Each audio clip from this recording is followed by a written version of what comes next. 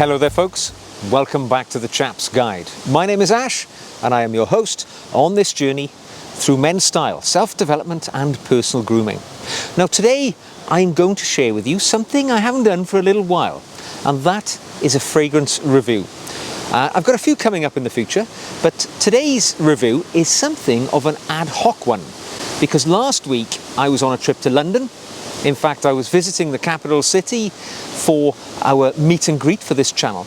And you know what it's like when you're in London, particularly when you're a gentleman who has certain tastes. You'll find yourself walking up St. James's, and I don't know what it is, but Jermyn Street has something of a magnetism for me personally.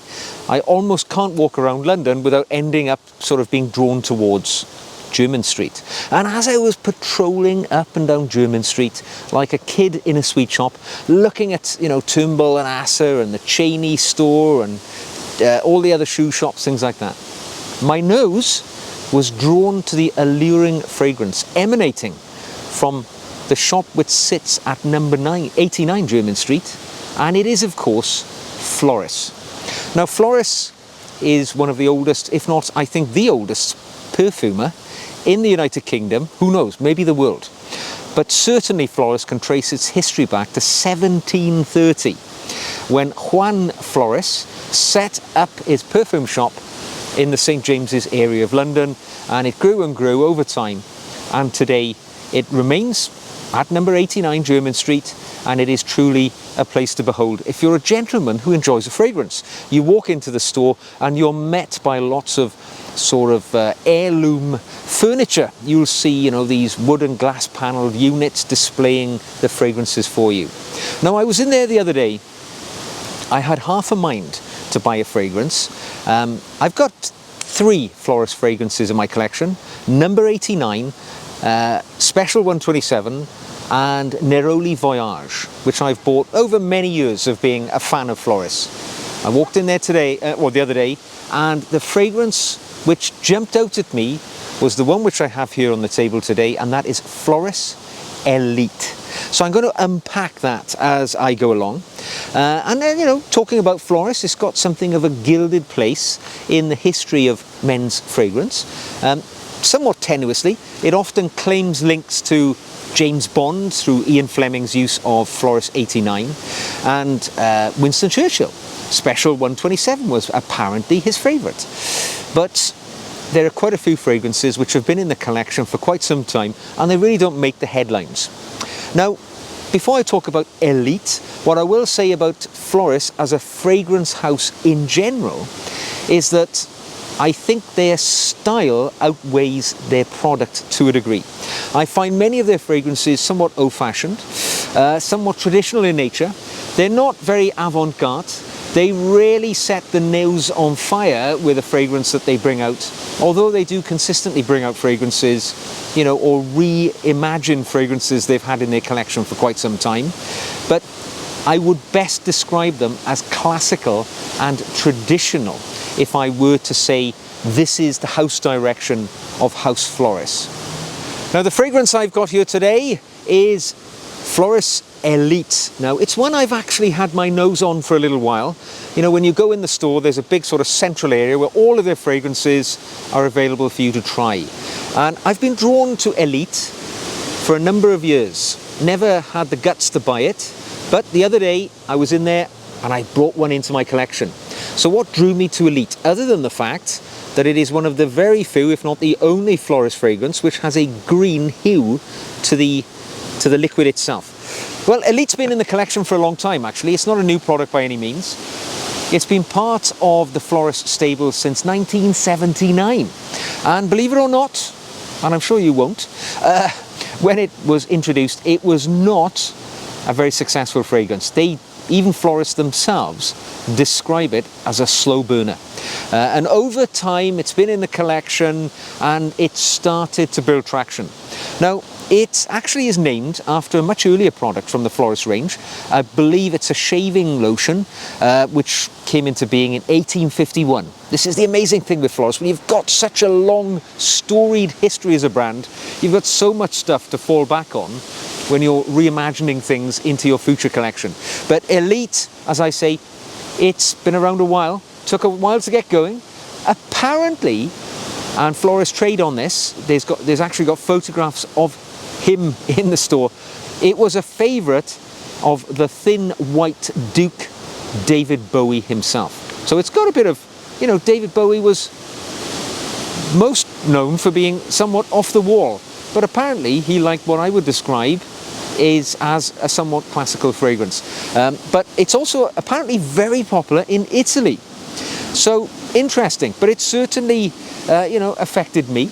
And it made me reach into my wallet because I bought this myself. This is, in no way is this sponsored or endorsed. Bought and paid for with my own money, and a fragrance I've been wearing non-stop for the last week. So, let me tell you something about my observations of Floris Elite.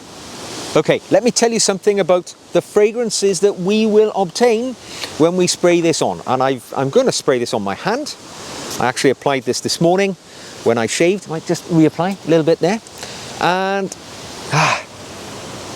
I tell you, it's a really lovely fragrance. There's a certain freshness which, cuts through everything really. But I can tell you what they say it smells like, and I'll tell you what I think it smells like. They will tell you that this has top notes of bergamot, which is of course citrus oriented, cedar, grapefruit, juniper, lemon, and petitgrain. That's a lot of different smells there. My sense when you initially spray it on is freshness. It's a mossy, greeny fragrance to me. At the heart, so where this fragrance will die down, you get bay leaf, you get fir, and you get lavender. Okay, I'll go along with that. And in the base note, where it'll settle after a while on the skin, you get amber, cedarwood, leather, moss, musk, patchouli, and vetiver.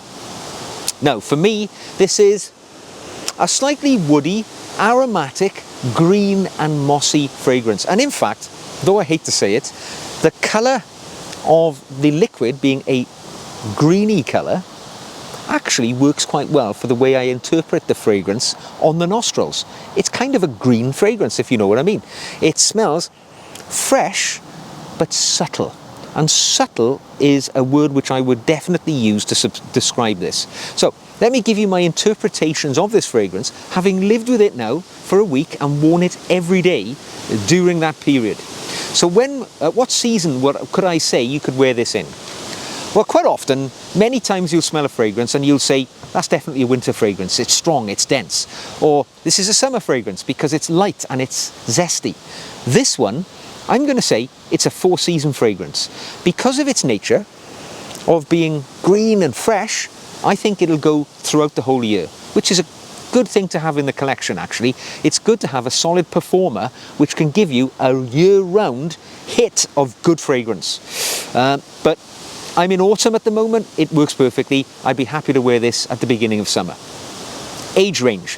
What age would I say a gentleman wearing this would typically be? And I hate to say it, because I probably fall into that category now, and it is somewhat more mature.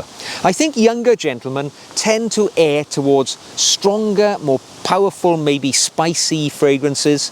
This one, as I've said, it's subtle. This is a word you'll hear me saying again and again. Subtle, pleasant, pleasing, but very much, I don't know, classical elegance on the nose. So I would suggest, I mean, don't get me wrong, I am 53.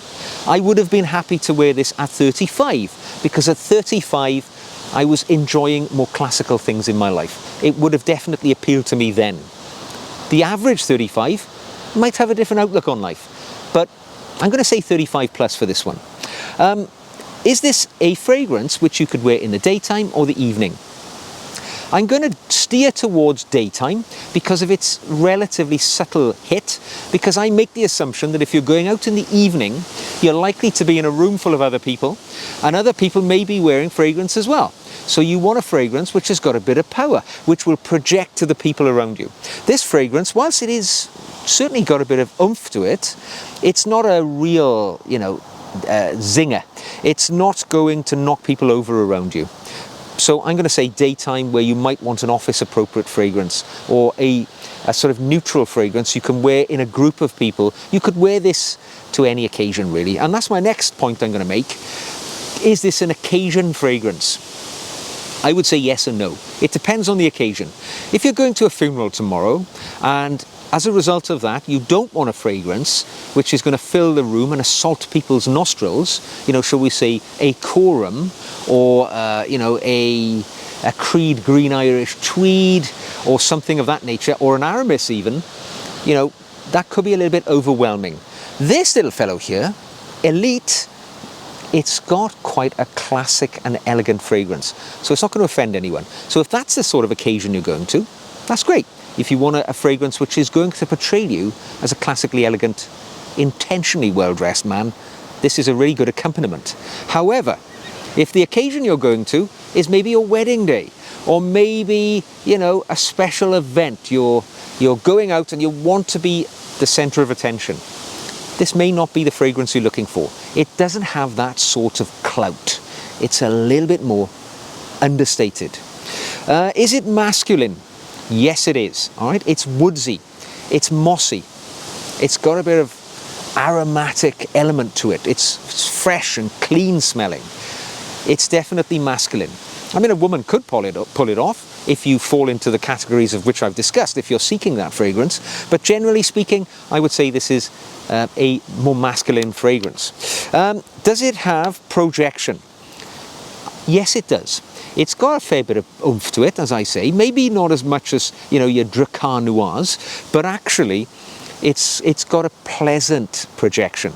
I mean, I wore it the other day after I'd recently purchased it, and my mother is very sensitive to smell. She picks up on fragrances I wear very quickly. She walked behind me, I think, down a corridor in the house, and first thing she said to me was, "What are you wearing? That's lovely." So it was definitely projecting. It had a bit of sillage to it. It was leaving a little trail. To me, though, as the individual wearing it, I'd become a little bit nose-blind to it myself. I'd wore it for a while, over a number of days. I'd lost that initial sense of, I'm wearing something different. But those around me, my wife has commented on it. She thinks it's a lovely fragrance. I think that's a common feeling you're going to get from people. This is a nice fragrance. It's not going to offend anybody. Does it have longevity? Again, I would say it's got good longevity. I've worn it in the morning, and I've had comments later in the afternoon. So a good 5 or 6 hours later, somebody has said to me, my mother particularly, "What's that fragrance you're wearing? It's lovely." Now, I totally lost my sense of, familiarity. I'd bred this, I hadn't noticed it. I'd become nose blind to the fragrance. But those around me knew it was there and made comments on it. So third-party comments for me so far at this point, with a week of wearing this every day, being in large groups of people during that period, I've probably had about 3 or 4 compliments, and they've all been very positive. People like Elite because of its innate, understated yet masculine qualities. What does it look like? Well, there's no innovation with Floris. Everything in the collection that you buy comes in the same bottle. You just have a different sticker on the front, and in this case, this is their standard Floris bottle. Floris written in raised lettering on the sides. It's got that Floris sort of metal effect lid. Yeah, it's all pretty good stuff. The projection, is very good when you spray it. It's really good quality all-round Floris. You're paying, but you get something which isn't going to disappoint. So classic and elegant is the best way I would describe this. Looks great on your bedside table, or if you wish to elevate the standard of your bathroom by having high quality sort of fragrances there. That's a classically elegant one. And when it comes to the packaging, same. Floris pretty much uses the same for everything. They might have different colors of cardboard involved, but this one just has that green sticker, which is obviously intended to reflect the green juice inside here. It's very classy. I mean, Floris is really classy. What about its value, though? Because classy normally does not come cheap. And I would agree with that. Floris, this was £100, and I purchased it from the shop. If you're lucky and you're able to get it a little cheaper online or somewhere like that, good luck to you. But generally speaking, Floris does tend to trade within its normal retail recommended price. And for this point in time, everything's about 100 quid. Floris 89, 127, all of their sort of signature range, their core range of eau de toilette. I should have mentioned that. It's not a perfume, it's an eau de toilette quality material. it's £100. Now, a couple of years ago, and I mean a couple of years ago, I remember buying, I think the last bottle I bought there was 127 special. That was 85. Now that's £100. So there's been significant increases in the fragrance retail world at Floris. They've jumped up, well, you know, 15% to £100. So yeah, a little expensive now, but I think it's still within the broad price range. I'm happy to pay for this. Obviously I did go in the store and I did buy it last week. And I know it's going to be a quality performer in my collection. So 100 quid for a really nice signature fragrance, I still think is an approachable price. You know, when you look at some of the Creeds, Tom Fords, which are in the multiples of hundreds of pounds, for £100 for 100 millilitres, and it also comes in a 50 milliliter bottle, I think it actually gives you fairly good value for money. So my conclusion, my final observation for this Elite here, favoured by David Bowie, I would say it's a green and clean fragrance. Mossy, fresh, masculine. It's cheerful. When I put it on, it elevates my mood, and you know, it does perk up my day when I put this one on. So exactly what you seek. I think it's a rather wonderful yet discreet fragrance which will single you out from all of the other guys who are wearing the sort of fashion forward fragrances. This is more classic, more elegant, more steeped in tradition. And for that reason, I'm really pleased to have it in my collection, and I'm going to look forward to wearing it consistently in rotation with my other quality fragrances. So there we go. I hope you've enjoyed this video. If you have, give it a thumbs up, subscribe if you'd like to see more. If you'd like to support the channel, you can drop me a comment, you can ask me a question, send it to my email, you can buy me a coffee, or you can even become a patron. And my patrons, who are growing in number, actually I make additional video content for them, and we have a different dialogue going over there on the Patreon channel, which is a little bit more personal. So if you'd like to get in on that, go into the show notes below and you will find the links. So until the next time, wear your fragrance so that it elevates your day and makes you feel good. And I will see you again very soon.